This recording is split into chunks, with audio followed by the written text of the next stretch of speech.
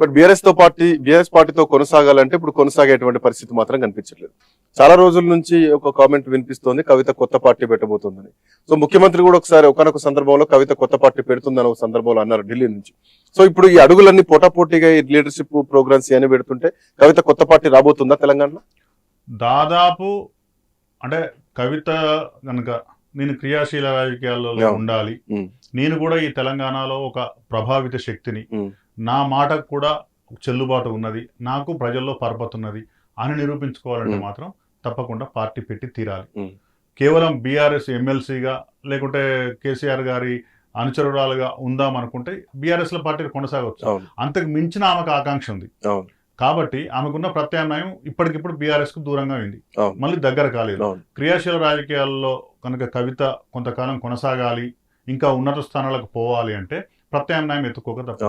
ప్రత్యామ్నాయం ఏముంది ఇప్పుడు మనం గమనిస్తే, ఒకటి సొంత పార్టీ పెట్టుకోవడం. ఓకే, సొంత పార్టీ పెట్టుకోదు అనుకున్నప్పుడు ఇంకా ఉన్న ప్రత్యామ్నాయం ఏంటి? ఇప్పుడున్న రాజకీయ పార్టీలలో దేంట్లో చేరాలి, బీఆర్ఎస్ పార్టీకి దూరం అయింది. ఇప్పుడున్న ప్రధాన రాజకీయ పార్టీలు కాంగ్రెస్, బీజేపీ. కానీ రెండు పార్టీలను కూడా మేము విమర్శిస్తూనే ఉన్నారు. బీజేపీ బీఆర్ఎస్ ఒకటే, ఈ రెండు పార్టీలు కలవడానికి ప్రయత్నాలు సాగుతున్నాయని ఒక విమర్శ చేస్తాం. రేవంత్ రెడ్డి అనే ఒక ఫెయిల్యూర్ సీఎం, హామీలన్నీ నెరవేర్చట్లేదని ఒక పక్క కాంగ్రెస్ అని కూడా అంటున్నారు. కాబట్టి బీఆర్ఎస్ లో ఉండలేదు, కాంగ్రెస్ కు పోలేదు, బీజేపీ దరిచేరదు. సో ఈ మూడు కాకుండా ఉన్న ఆప్షన్ ఏంటి? ఇంకా ఖచ్చితంగా ఆమె దారి ఆమె ఎత్తుకోవాల్సిందే, ఆమె సొంత పార్టీ పెట్టుకోవాల్సిందే. ఎప్పుడు తాను సొంతంగా ఎదగాలి, ఉన్నత స్థానానికి చేరుకోవాలనే ఆకాంక్ష ఇంకా ఆమెలో బలంగా ఉంటే, అంటే ఆ ముఖ్యమంత్రి కావాలన్న ఒక లక్ష్యంతో ఉంది కాబట్టి ఖచ్చితంగా పార్టీ పెట్టే అవకాశం ఉంది. ఇప్పుడు అంటే మనకు అందుతున్న వార్తలు కావచ్చు, జాగృతి కార్యకర్తలు అక్కడక్కడ చెప్తున్న మాట ఏంటంటే, బీఆర్ఎస్ పార్టీ మారక ముందు ఉన్న టీఆర్ఎస్ అనే పదాలను, టీఆర్ఎస్ అనే అక్షరాలను చేర్చుకొని, అంటే టీఆర్ఎస్ పేరుతోనే కవిత రాజకీయ పార్టీ పెడుతుంది అని ఒక ప్రచారం కూడా జరుగుతుంది. తెలంగాణ రాష్ట్ర సమితి అని యాజ్ ఇట్ ఈస్ గా మళ్ళీ పేరు ఈసీ కేటాయిస్తుందా లేదా అనేది ఒక అంశం అయితే, ఒకవేళ అట్లా రాకున్నా కనీసం టీఆర్ఎస్ అనే అక్షరాలు మాత్రం తన పార్టీకి ఉండేటట్టు చూసుకుంటున్నది అనేది ఒక ప్రచారం జరుగుతుంది. ఇంకోటి తెలంగాణ జాగృతి అనేది చాలా పాపులర్ అయింది కాబట్టి తెలంగాణ జాగృతి అనే పేరుతోనే పార్టీ పెట్టొచ్చు అనే ఒక ప్రచారం కూడా జరుగుతుంది. ఇంతేకాదు ఇంకా చాలా లోతైన చర్చ కూడా నడుస్తున్నది.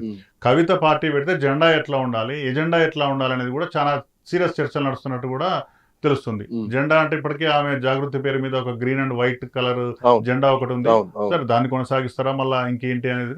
ఎజెండా విషయానికి వస్తే ఇప్పటికే ఆమె ఒక సామాజిక తెలంగాణ ఎజెండా ఎత్తుకొని బీసీ ఉద్యమకారిణిగా ముందడుగు వేస్తున్నది. బీసీలకు 42% రిజర్వేషన్ విషయంలో కావచ్చు, పూలే విగ్రహం పెట్టే విషయంలో కావచ్చు, ఇంకా రకరకాలుగా బీసీ వాదాన్ని మాత్రం ఆమె వినిపిస్తున్నది. సరే, ఆ వినిపించడంలో ఉన్న చిత్తశుద్ధి ఏంటి అనేది వేరే ప్రశ్న అయితే, ఆమె మాత్రం బీసీ వాదాన్ని వినిపిస్తుంది. కాబట్టి పార్టీ పెడితే ఖచ్చితంగా మహిళలకు, బీసీలకు ఎక్కువ ప్రాముఖ్యత వచ్చే విధంగా ఎజెండా ఉంటుందనేది కూడా ఒక ప్రచారం జరుగుతుంది.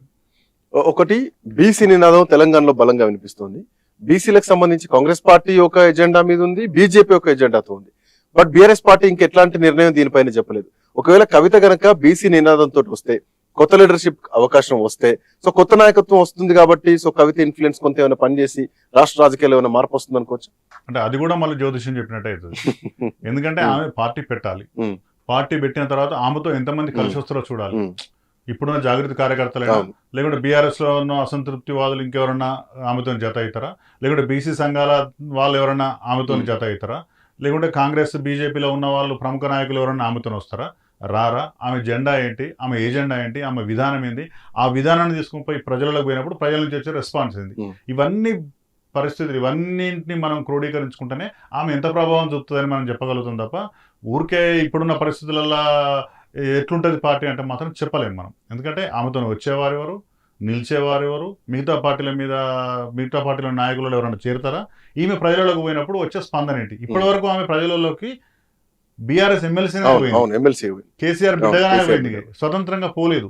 వేరే పార్టీ నినాదం, వేరే పార్టీ విధానంతో పోలేదు. ఆమె బీఆర్ఎస్ పార్టీ గురించి మాట్లాడుకుంటూనే పోయింది. కాబట్టి ఒక బీఆర్ఎస్ పార్టీ నాయకురాలుగానే చలామణి అవుతున్నది. తాను సొంతంగా పోయి సొంతంగా ఆమె ఎజెండాను ప్రజల ముందు పెట్టినప్పుడు ప్రజల నుంచి వచ్చిన రెస్పాన్స్ని బట్టి ఆమె ఎంత ప్రభావం చూపుతుంది రాజకీయాలు అనేది మనం స్పష్టంగా చెప్పవచ్చు.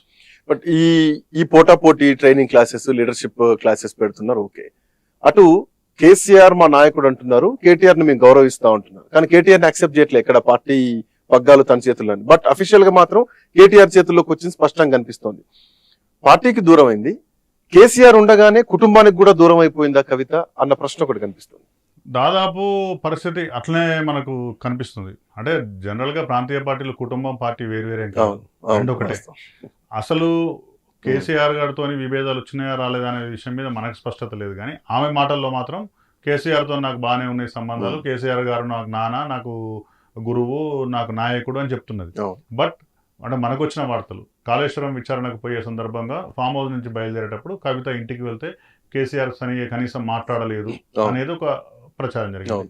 తర్వాత పరిణామాలు అనేకం గమనిస్తే కూడా కవిత అంతకుముందు తరచూ ఇంటికి వెళ్ళి కేసీఆర్ కలవడం, కేటీఆర్ కలవడం, ఇవన్నీ కుటుంబ గ్యాదరింగ్స్ లో ఉండడం అవన్నీ కూడా చూసినాం. కానీ ఈ మధ్య బాగా తగ్గిపోయినాయి. ముఖ్యంగా మన కేటీఆర్ బర్త్డే అయితే కూడా పోయినట్టు మనకైతే ఇక్కడ విజువల్స్ కానీ ఫోటో కానీ రాలేదు, ఒక ట్వీట్ కి పరిమితమైంది.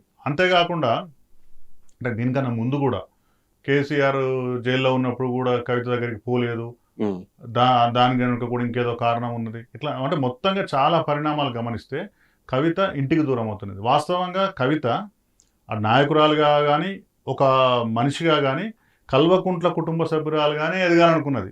అందుకే జనరల్ గా లేడీస్ పెళ్ళైన తర్వాత భర్త ఇంటి పేరు పెట్టుకుంటారు, కానీ కవిత మాత్రం అట్లా పెట్టుకోలేదు. కల్వకుంట్ల అనే పేరును కంటిన్యూ చేసింది. చిన్నప్పుడు స్కూల్లో సర్టిఫికెట్లలో ఏది పేరు అయితే ఉందో అదే పేరును కంటిన్యూ చేసింది. ఓటర్ల జాబితాలో కూడా కల్వకుంట్ల కవితే ఉంది, మార్చుకోలేదు. అంటే తనకు తన ఇంటి మీద అమితమైన ప్రేమ ఉన్నది, అట్ ద సేమ్ టైం ఆ నమ్మకం కూడా ఉన్నది. అంటే కేసీఆర్ వారసత్వం నాకు అందాలి, కేసీఆర్ వారసురాలు లాగానే నేను పదవిలోకి పోవాలని బలమైన కాంక్ష ఉండబట్టే ఆ పేరును కంటిన్యూ చేసుకున్నది. కానీ తర్వాత జరిగిన పరిణామాలు మాత్రం ఆ ఇంటికి ఆ పార్టీకి దూరంగా ఉండాల్సిన పరిస్థితులు మాత్రం కవితకు వచ్చినట్టు మనకు స్పష్టంగా కనిపిస్తుంది. బట్ ఒకవేళ కవిత పార్టీ పెట్టి అడుగు బయట పెడితే, క్రియాశీల రాజకీయాల్లోకి వస్తే బీఆర్ఎస్ పార్టీకి ఏమైనా నష్టం ఉంటుందా, బీఆర్ఎస్ పార్టీలో ఏమైనా చీలికలు వస్తాయా అన్నది ఇంకొక ప్రధానమైనటువంటి ప్రశ్న. వాస్తవంగా నష్టం ఏమన్నా వచ్చి ఉంటే, కలిగి ఉంటే ఇప్పటికే అది జరిగింది కొంత.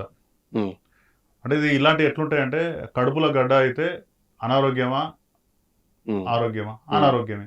మరి అట్లే ఉంచుకుంటారా? ఉంచుకోవద్దు, సర్జరీ చేసి తీసేయాలి. ఇప్పుడు కవిత పరిస్థితి కూడా అదే. ఆల్రెడీ బయటపడిన విభేదాలు, పార్టీకి జరగాల్సినంత నష్టం జరిగింది. ఆ కుటుంబ సభ్యులనే మేనేజ్ చేసుకోలేకపోతున్నారు అని పక్క రాష్ట్ర ముఖ్యమంత్రి చంద్రబాబు నాయుడు కూడా సేటర్లు వేసేదానికి వచ్చిన పరిస్థితి.